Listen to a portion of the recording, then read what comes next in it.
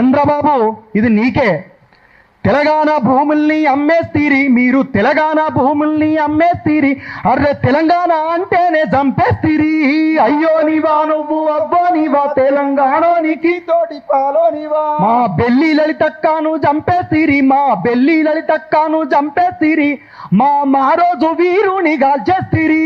అయ్యో నీవా నువ్వు, అబ్బో నీవా తెలంగాణోనికి తోటి పాలోనివా. అరే బియ్యాల మావకే కయ్యానివి, నువ్వు బియ్యాల మావకే కయ్యానివి, తెలంగాణకు వట్టిన దయ్యానివి.